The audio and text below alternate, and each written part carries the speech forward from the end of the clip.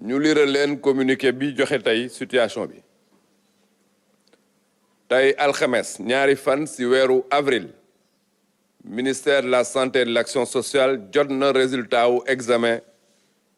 yi xamante ne moom laa leen di jox léegi ci téeméer ak ñaar fukki ak ñett téeméer ak ñaar fukk ak juróom-ñaari test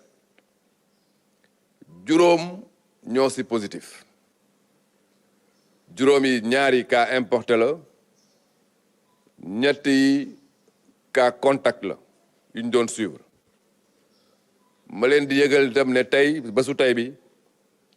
fukki patient yu doon faju wér nañ danañ leen génn tout à l'heure ñu yëgal ne malade yi nekk ci hôpital yi faju seen yaram mi ngi yëg tan bu ñu xaymee tey ba ñu commencé ak léegi am nañ téeméer ak juróom-ñeent fukk juróomi cas fii ci Sénégal juróom fukki ak juróom wér nañ kenn ki